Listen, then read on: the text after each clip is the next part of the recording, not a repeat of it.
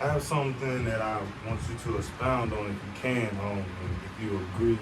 Yeah. The thoughts that we think impresses upon our subconscious mind controls the vibration that our bodies are in.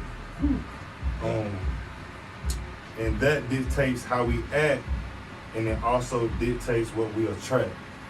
Can you explain what does that really mean?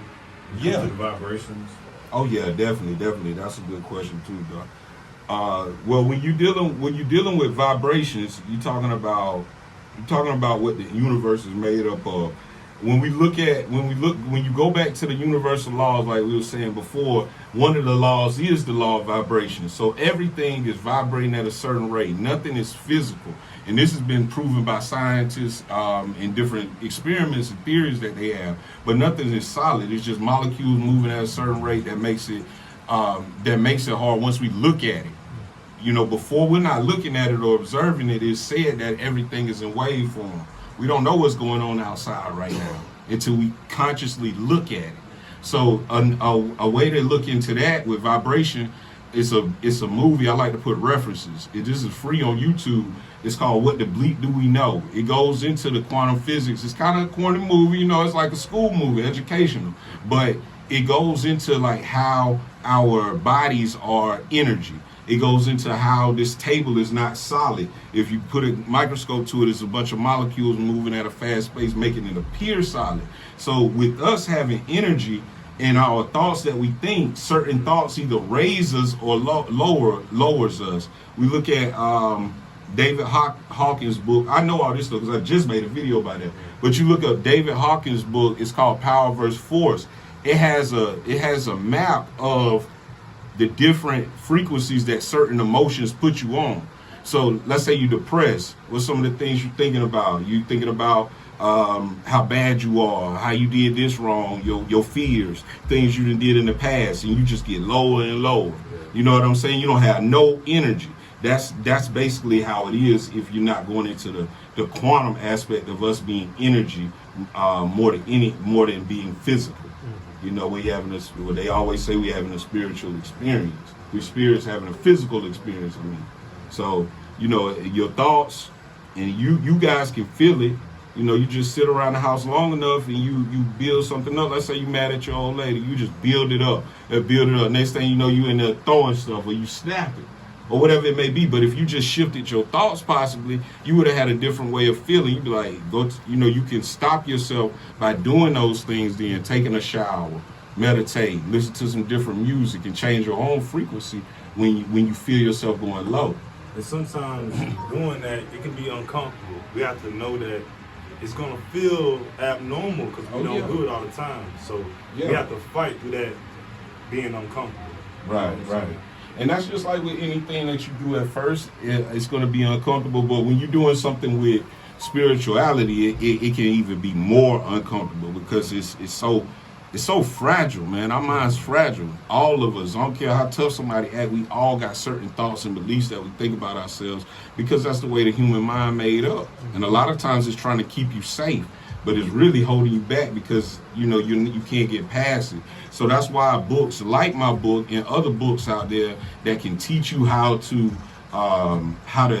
change your mind so you can be comfortable when it's time to do those situations. Because when I first meditated, it was creepy almost. You know what I'm saying? It's like, man, it's too much. You remember meditated at the place the other day? Yeah. Changed the whole vibe in the room though. Yeah. You know what I mean? So it's like even me being uncomfortable in there because it was 30 people. You know what I'm saying? So the longer she did it, it was like, okay, you let loose. Yeah. So it's just like anything else. You didn't know how to drive a car. You were scared at first. Now you in that joint whipping, going 90 miles per hour and going wherever. Over time, you will get comfortable with it, if you want it. If you don't want it, you ain't gonna never be comfortable with it. And certain people are gonna leave your life when you start doing it because they're not gonna be able to be around you. Because they're gonna be like, man, bro on some other stuff. He meditated. He different, man. You heard what he was talking about, man? He talking about long train. That's how I always get treated. But now people are listening because where else you gonna go? You gotta go with yourself now. Everything that failed. Everything different now. You can't depend on nobody. I think that was done by God, or the universe. on purpose for us to be able to paradigm shift as a whole, as a collective. So things is different now. So you're gonna have to get in tune with yourself because there's nothing outside of us saving it. Government, religion, all of that went away. Sports, all of that went away for a moment. So just show you how fragile this world is. I really want to thank you for coming through. Is there anything else you would like to add to the conversation before we end? Yeah. First, I want to thank y'all again, man. Y'all always got good questions, man. I feel real comfortable, and I appreciate you all for allowing me to tell y'all, because I'm just like y'all. I just didn't have time to study. You know what I mean? I'm just like, you know, it's nothing special about what I'm talking about. I just had the time to study, and that's what I learned. This is gonna be my expertise. So if you got some questions for me, that's what I do. You go to the doctor for this, you come to me, you got some issues with mind or mental health. But I also tell the public out here, check out my workbook, because reading the book is good, but the workbook goes into a lot of other things that will help, like questions, deeper questions, like decluttering the mind, stress management, emotional balance, meditation, gratitude, 369 manifestation techniques. So just check out that workbook. It came out yesterday online, Mind Alignment Manifestation Workbook, and that'll help you out. It goes hand in hand with the book.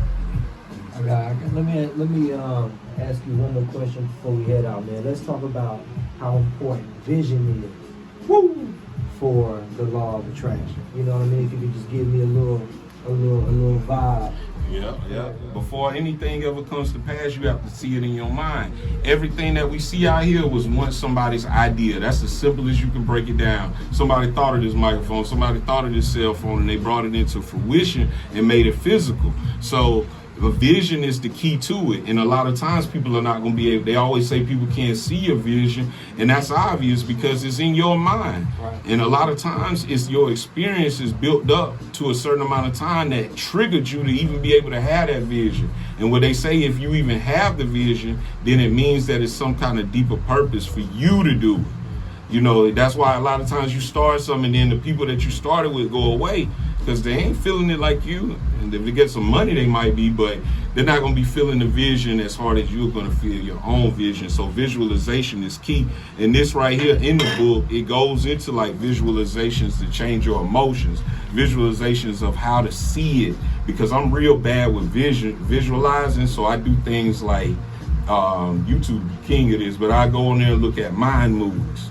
Or I make my own mind movie, make some clips of things I want and listen to it in the morning. Watch it all day. Because sometimes you can't see it in your mind. You know what I'm saying? I got to see it on this phone to be able to put it there. And you just... You gotta put yourself into it. Right.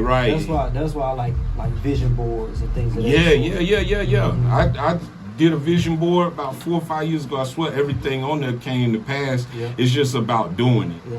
Because sometimes I know these things could work and I still get caught up in the physical. But if I did this, then this is going to happen. And I know that now. So visualization, and over the years, you're going to see more people talking about it. You're going to see this is going to be the norm. You know what I mean?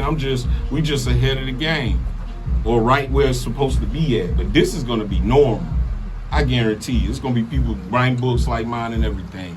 But, you know, vision is the key. I think that's step one. The desire and then the vision. I want to thank you for coming to the Bang Out once again. Always lovely, bro. And always showing love here. Yeah, man. And hopefully this won't be your last time. Yes, sir. I want to thank Jay Stabs, Tom Jones, DJ Swag, even my suit behind the camera. Until next time, this is the Bang Out. Peace. Bang out.